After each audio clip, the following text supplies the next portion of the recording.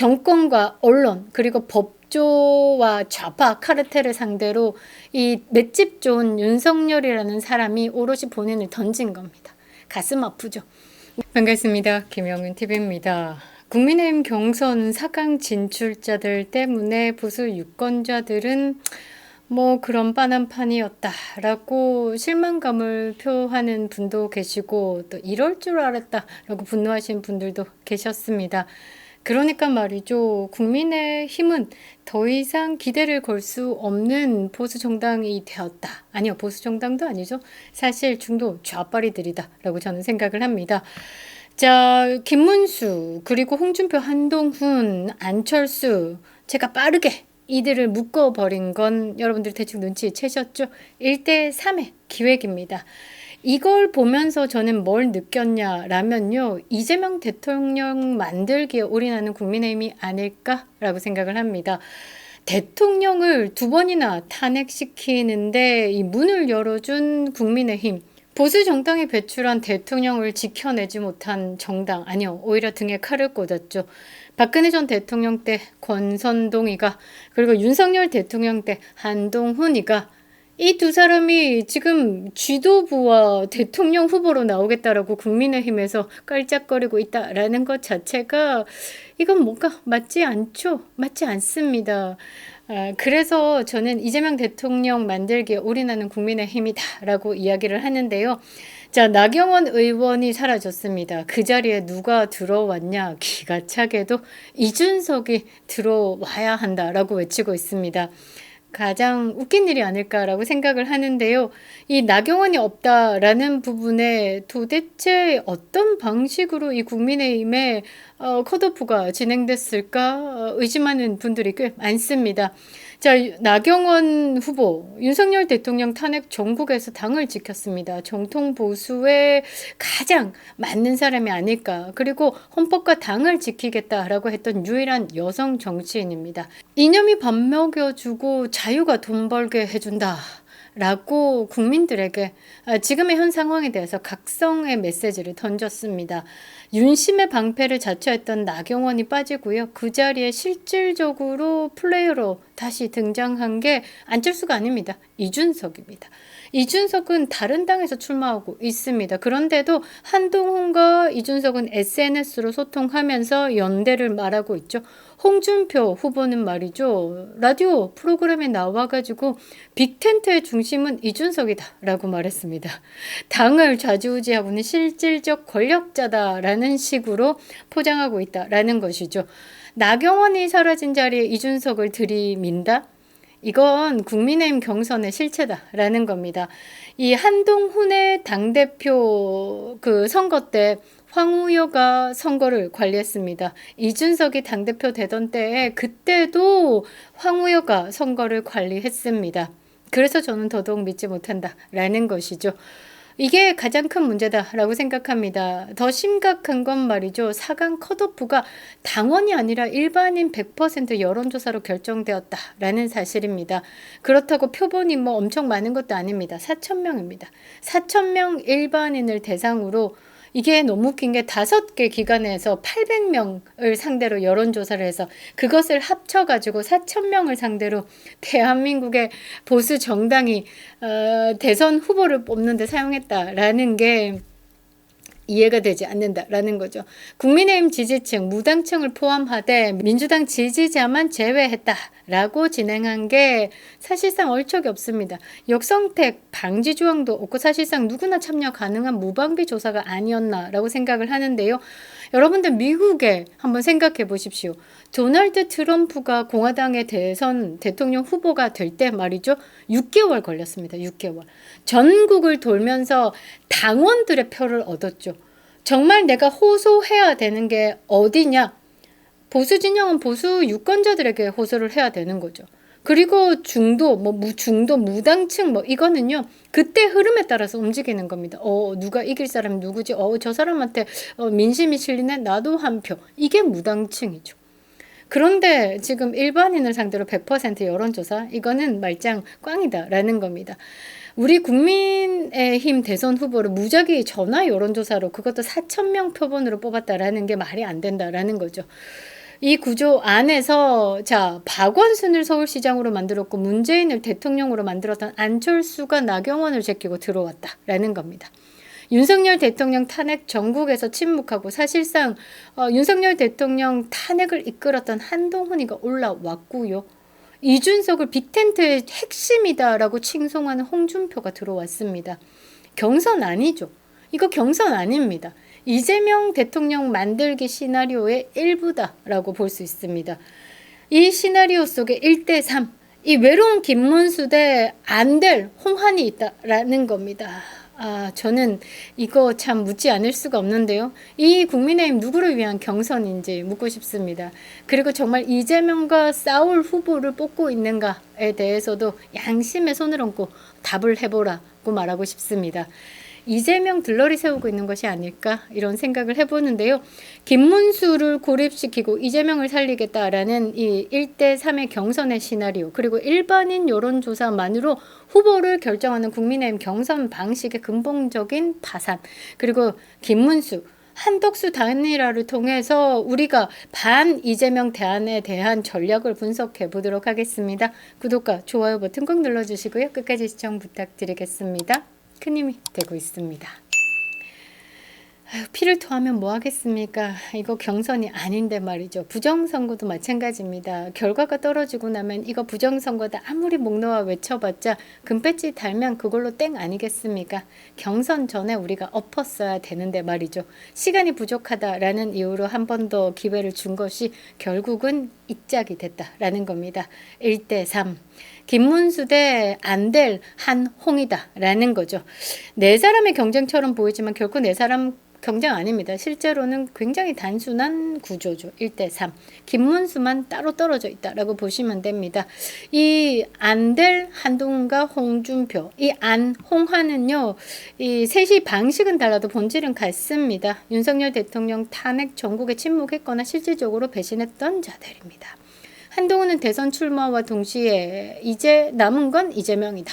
그러니까 윤석열 대통령을 제거 대상으로 봤다라는 것을 본인도 모르는 사이 그런 말들이 튀어나왔고요. 나는 윤석열과 다르다라고 말했습니다. 그리고 이 한동훈의 캠프를 보면요. 이 조경태, 이제 문재인 노사모 출신입니다. 그리고 최재형, 이준석과 함께 했던 사람이죠. 김예지, 할 말 하안입니다. 이재명과 유사한 인사들이 포진됐죠. 결정적으로 이준석과 연대하고 있습니다. 공개 연대하고 있습니다. 페이스북에서 말이죠. 이준석을 올려치기 하고 있는 게시물을 공유하고 이준석이 빠르게 답하고 이 지랄병을 하고 있습니다. 그러면서 윤석열 대통령을 정치적으로 고립시키겠다라는 선언은 직접적으로 하고 있지 않지만 그런 모양새를 다루고 있죠. 자, 홍준표. 이 사람은 이제 4강에 들어오고 경선이 시작되자마자 빅텐트의 중심은 이준석이다라면서 이준석을 축켜 세웁니다. 그러면서 한덕수 국무총리를 말이죠. 이거는 민주당 인맥의 추대 시나리오다라면서 비난하고 배제하고 있습니다. 그런데 말이죠. 이준석은 보수 정당에 발을 들이면 안 되는 내부 총질자. 이코르 한동훈과 비슷하다 해서 한준석이다라고 불리기도 하죠. 일단 윤석열 대통령 정부가 탄생하기 전부터 가출을 2번이나 하고 지랄 발광을 한 놈입니다. 그래서 홍준표 지금 후보는 보수의 통합이 아닌 보수의 해체의 길을 가고 있다라고 저는 말하고 싶은데요. 더 이상 말하지 않겠습니다. 자, 안철수 말할 필요가 있겠습니까? 왜? 라는 질문을 항상 하게 되는 그런 분인데요. 그거는 아닙니다. 라고 이야기를 하면서 본인의 한계를 좀 드러내는데, 저는 안철수를 생각하면 문재인 대통령 만들기에 가장 큰 공을 세운 사람이 아닐까? 그리고 이 서울시가 이 좌파들의 빨대 꽂아서 이 살아가는 길을 터준 그 박원순 전 서울시장을 만든 그 가장 큰 역할을 한 사람이 아닐까? 안철수가 중도라는 이름으로 뭔가 정치판에서 새로움을 좀 보였었지만 결국은 말이죠. 중요한 선거 때마다 좌파 권력에 힘을 보태온 사람이다라고 저는 기억을 하고 있습니다. 너무나 분명한 전력이 있죠. 그런데 말이죠. 이 김문수 후보 같은 경우는 탄핵 전국 속에서 끝까지 윤석열 대통령을 지키는 사람이었습니다. 국무위원 중에서도 끝까지 윤석열 대통령의 비상계엄에 점에 대해서는 그거는 우리가 해석할 수 없는 영역이다라고 하면서 선을 정확하게 그었죠. 지금 이 김문수 후보의 캠프에 최근에 윤상현 의원까지 합류했습니다. 윤상현 의원이다라고 하면 한남 대첩을 이어갔고 이 윤석열 대통령 탄핵에 반대한다라는 장외 집회, 뭐 어디를 가리지 않고 장외 집회마다 이 윤석열 대통령 탄핵에 반대한다, 이 헌재가 기각을 떨어뜨려 달라라고 외쳐왔던 분입니다. 그러니까 윤심을 대표한다라고도 볼 수 있고요. 윤상현 의원의 메시지는 명확합니다. 이 명확한 선명한 분이 이 김문수 후보의 캠프에 합류했다라는 것도 큰 의미를 가집니다. 이재명을 막을 후보, 윤석열 지킬 후보는 나다라고 김문수 후보는 자신 있게 말하셔도 될 것 같습니다. 자, 그렇다면 1대3의 구도, 김문수 대 안될 한홍, 안될 홍안이 있다라는 이 구도 왜 만들어졌을까? 나경원을 탈락시키고 김문수를 고립하고, 답은 하나입니다. 제가 봤을 때 보수를 살리는 경선이다라고 말할 수 없는 거고, 이거는 이재명을 살리는 경선이다라고 말하는 게 딱일 것 같습니다. 국민은 알고 있죠. 지금 이 4강에서 말이죠. 결국은 김문수가 이길 수밖에 없다라는 겁니다. 일단은 당원이 아니라 100% 일반인 여론조사로 후보를 뽑았다라는 게 뭔가 잘못됐죠. 결과가 뭡니까? 이건 뭐 인기가요 순위 뽑는 것도 아니고, 윤석열 대통령 지키고 탄핵에 맞섰던 정통 보수 나경원이 탈락하고 안 될 홍준표, 한동훈이 올라갔다. 그것보다 더 중요한 게 구조적으로 이재명을 이길 수 있나 없나의 싸움을 보지 않았다라는 겁니다.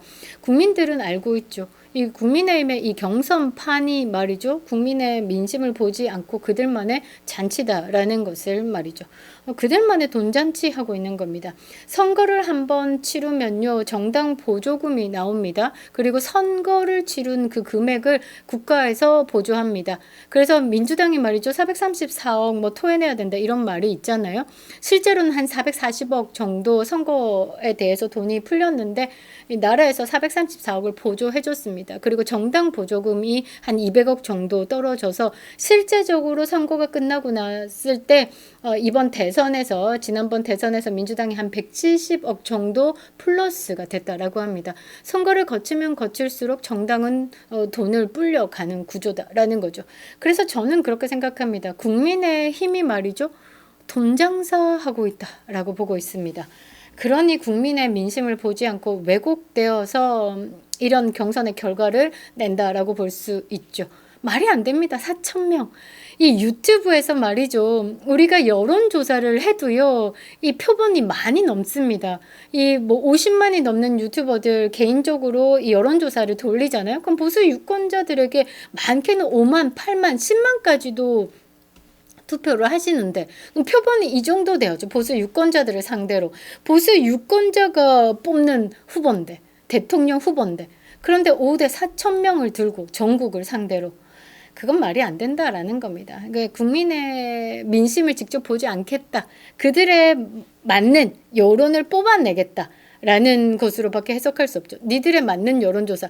그러니까 지금 한동훈을 올려치기 하는 유튜버를 보면 좀 뭐라고 하냐면, 2차 경선에서 50%를 한동훈이 넘겨가지고 이 뭐 다른 토론 없게 바로 한동훈을 다이렉트로 올린다라고 합니다. 그런데 희한하게도 이들이 그렇게 자신 있게 얘기하는 대로 한동훈이 당대표가 그때 60%가 넘게 됐었거든요. 이들이 지금 자기들 판 짜는 대로 국민의힘의 대선 경선을 움직이겠다라고 하는 겁니다. 아주 가짜는 시나리오를 짜고 있는데 결국은 국민의힘은 말이죠, 국민에게 버림받습니다. 자, 2025년 4월 23일 날 발표된 스트레이트 뉴스를 보면요, 이 여권 후보 적합도, 국민의힘 지지층에서 한덕수 국무총리가 29.8%의 지지를 받고 있습니다. 김문수 20.3%. 그러니까 한덕수, 김문수 압도적인 지지를 받고 있는데요. 요렇게 두 개만 합쳐도 49점이 아니죠. 50.1%입니다. 와, 이거 보수 유권자들을 다 흡수한다라고 보시면 되겠죠. 이재명과의 가상 대결도 이재명이 52.7%, 그런데 김문수 후보가 18.8%, 한동훈이 14.1%, 훅 떨어지죠. 지금까지 이렇게 봤을 때 결론이 뭐냐면요, 누가 나와도 이재명에겐 집니다. 그런데 김문수가 덜 진다라는 거죠. 그러니까 이재명을 꺾을 유일한 전략은 아직 남아있다라는 겁니다. 바로 한덕수와 단일화 카드죠. 김문수 후보는 이미 그 가능성을 열어두고 있죠. 왜냐? 김문수 후보는 뭐라고 했냐면 한덕수와의 단일화를 배제하지 않겠다라고 이야기했습니다. 홍준표는 한덕수가 나온다라는 건 웃기고 자빠졌네라고 그런 뉘앙스 취지로 이야기하셨죠. 그리고 한동훈은 입을 닫았습니다. 안 하겠다라는 겁니다. 그러니까 지금 김문수 후보가 그 가능성을 열어둔 상황에서 이 국민의힘에서는 1위로 김문수 후보가 지지를 받고 있는 상황이다라는 거죠. 결국은 이재명을 꺾을 수 있는 카드는 한덕수 국무총리와 이 김문수 후보의 단일화다라는 겁니다. 보수 유권자들은 전략적으로 선택을 해야 되는 거죠. 4강에서 말이죠. 누구를 밀어야 하나? 누구에게 집중해야 되나? 결국은 김문수 후보에게 집중을 해야 되는 겁니다. 김문수 후보가 결선에 올라와야 단일화도 있고 승부를 볼 수 있다라는 것이죠. 안 될 한, 홍, 안, 홍, 한 다 이준석 기획 안에 있는 겁니다. 이준석의 기획이 뭡니까? 배신자 연합의 기획이죠. 이 이준석을 영역을 넓히면 권선동까지 간다라는 거죠. 지금 이 국민의힘의 지도부가 짜고 있는 판은 그렇다라는 겁니다. 안, 홍, 한, 안 될 홍준표, 한동훈은 말이죠. 이쪽으로 배제를 시켜야 된다라는 거죠. 결국은 김문수가 남아야지 보수가 남는다. 보수가 산다라는 겁니다. 이제는 분명해졌습니다. 일단은 국민의힘이 말이죠. 더 이상 보수를 대변하지 않는다라는 겁니다. 이 경선은 윤석열 대통령을 지우고 이재명을 대통령 만들기 위해 조작된 무대다라고 밖에 볼 수 없습니다. 국민의힘이라는 정당이 이 민심을 왜곡했죠? 당심을 찾는다라는 게 아니라 그냥 돈 장사하고 있다라고 보시면 됩니다. 결국 이 보수가 아닌 탄핵 세력이 선택된 이 대선 경선판은 더 이상 가치 없음으로 하락한다라는 겁니다. 그래서 국민들이 더 가볍게 보지 않는 거죠. 이번에 진짜 확실하게 국민의힘은 날아갑니다. 우리가 그동안에 조중동 절독 운동 했었죠. 타격을 굉장히 크게 입었다라고 합니다. 회복은 하겠죠. 그러나 이 국민들 민심이 화가 났을 때 어떤 식으로라도 표명을 한다라는 것을 이번에 느꼈을 겁니다. 국민의힘도 마찬가지로 국민을 무시했을 때 민심을 왜곡했을 때 어떻게 차갑게 외면당하는지 분명히 알아야 한다라는 겁니다. 가볍지 않습니다. 이번 사항은 말이죠. 일단 국민의 삶이 벼랑 끝에 서서 지금 우리는 싸우고 있습니다. 윤석열 대통령은 말이죠. 본인의 모든 것을 던졌죠. 본인 인생 없습니다. 이제부터는 말이죠. 일반인으로 돌아와서 법정에 섭니다. 이 모든 것은 누구를 위해서? 국민을 위해서 던진 겁니다. 정권과 언론 그리고 법조와 좌파 카르텔을 상대로 이 맷집 좋은 윤석열이라는 사람이 오롯이 본인을 던진 겁니다. 가슴 아프죠. 우리는 이 싸움 연장선상에서 윤어게인을 외치고 있습니다. 되찾는 싸움을 하겠다라는 각오를 한 거죠. 이 정신을 이어서 대안을 만들기 위해 싸우고 있는 겁니다. 그런데 지금 국민의힘은 뭐 저지랄 하고 있으니까 우리는 과감히 버려야 하겠죠. 누가 대통령이 되느냐의 싸움 아니죠. 이 탄핵의 역사를 끝내고 누가 대한민국을 다시 되찾느냐에 대한 싸움입니다. 결코 물러설 수 없는 우리의 생존이 달린 문제다라는 거죠. 정당이기를 포기한 국민의힘 기대할 수 없습니다. 국민이 이제는 되찾는 싸움을 하겠다라는 것이죠. 일단 전략적으로 우리는 김문수 후보를 밀어야 하는 겁니다. 부정선거를 말하지 않는 자 그리고 윤심을 거부하는 자는 말이죠. 보수를 대표할 수는 없습니다. 그립다 윤석열. 김영률 TV였습니다.